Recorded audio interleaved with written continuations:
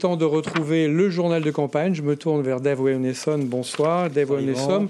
Tout d'abord, un rassemblement à l'île des Pins. Effectivement, l'île des Pins qui est un fief d'un leader loyaliste de toujours, le grand chef Hilarion Vendégou. Alors, l'île des Pins est certes un bastion anti-indépendantiste, mais personne ne doit être oublié. Le nom doit l'emporter massivement. Un grand nom, Dixit, le rassemblement. Le reportage de Bernard Lassos et Claude Lindor. Un message clair et des prises de position sans ambiguïté. La France, elle donne 160 milliards. Mais les 160 milliards, il faut vous mettre dans la tête. C'est l'impôt des Français. Et là-bas, ils se serrent la ceinture pour vous donner un franc. Telle est la particularité de l'île des Pins et des Cougniers. Un attachement à la France symbolisé par Hilarion Vendégou, grand chef, ancien sénateur et toujours maire de sa commune, dans un discours très pragmatique. On vote pour nous, on vote pour nos familles, on vote pour nos enfants surtout. Et ce vote-là, le non, il veut dire qu'il faut voter pour la France. Voilà. Rester dans la situation où nous sommes aujourd'hui. Pour autant, il n'y avait pas foule à cette réunion de campagne pour le non, ce grand nom indispensable au soir du 4 novembre selon les Républicains et Pierre Frogier, venu en personne prêcher pour le maintien dans la République. Si on ne met pas le bon bulletin, on ne pourra pas revenir dessus. Le 4 novembre, j'espère que ce sera un grand non. Non. Non à l'indépendance. Et donc le lendemain, oui à la France. Sans oublier la pédagogie liée à ce type de scrutin référendaire. Ce 4 novembre, c'est un seul vote, un seul jour. Et c'est tout notre avenir qui découle de ce vote du 4 novembre. Et qu'on n'aura pas une deuxième chance. Assez convaincus de l'attachement à la France, les arguments contre l'indépendance n'ont pas manqué et de rappeler cette parenthèse où les indépendantistes élus ont eu à gérer un temps les affaires communales, 18 mois seulement avant une cascade de démissions. Et comme tous les soirs, les partisans du oui et du non nous éclairent sur une thématique. Ce soir, il sera question de notre système de santé après le référendum. Les partisans du oui et du non nous répondent.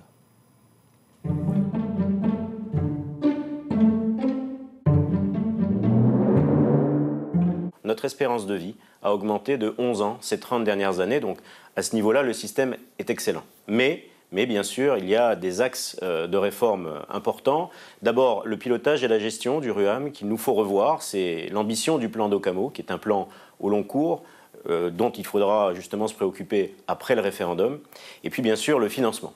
Le financement du RUAM qu'il faut pérenniser, ce qui me permet d'ailleurs de rappeler que nous ne pouvons pas perdre un contributeur aussi essentiel qu'est l'État. L'État verse chaque année 6,5 milliards de cotisations au RUAM. Elles sont les bienvenues pour rechercher cet équilibre. Et puis plus structurellement, nous demander comment changer notre logique. C'est-à-dire qu'aujourd'hui, nous ajustons nos ressources et nos recettes par rapport à nos dépenses. Il faut renverser cette logique et passer à une définition d'une enveloppe globale de soins qui sera, elle, adaptée et fonction des ressources dont on dispose. Alors, la Nouvelle-Calédonie est compétente en matière de santé depuis 60 ans, qu'elle finance en totalité par ses cotisations et ses impôts.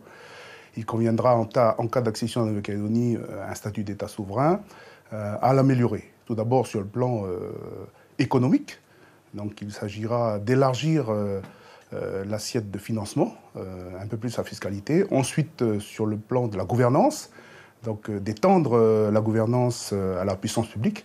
Et enfin, sur le plan de la vision, donc avoir un peu plus une approche intégrée de la santé dans toutes les politiques publiques.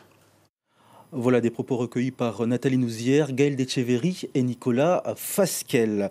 Nous vous proposons à présent un témoignage, celui de Marie-Julie. Marie-Julie est une grand-mère active qui vit sur Nouméa et le 4 novembre prochain, elle votera oui pour l'indépendance. On l'écoute.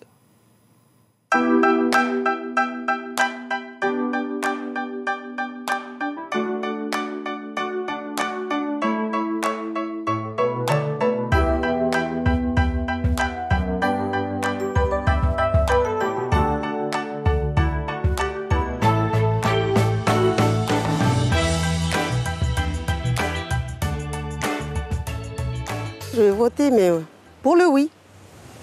Et pourquoi? Eh bien, parce que, voilà, je pense que, voilà, il faut que... Bon, ben, nous, les Kanaks, quoi, on est notre propre... comment je vais dire ça? Il faut qu'on se débrouille dans la vie. Il faut pas qu'on soit toujours géré par quelqu'un d'autre. Voilà. Alors, je crois que c'est mieux qu'on ait l'indépendance, nous les Kanaks, quoi. Ben, l'après-référendum, je sais que ça va être dur un moment pour nous les Kanaks. Bon, toute la population, tous les gens qui sont ici. Mais après, bon, ben, ouais, ça va venir tout doucement, comme le Vanuatu. Au début, c'était dur pour eux. Et là, ben, je crois que ça va venir tout doucement. Mais moi, j'ai pas peur. J'ai pas peur de l'indépendance. Je veux la paix. Quand je pense qu'à mes petits-enfants qui grandissent, voilà. Moi, je veux surtout qu'il y ait la paix, ici, en Calédonie. Voilà un témoignage recueilli par Brigitte Wap et Claude Lindor. Merci Dave.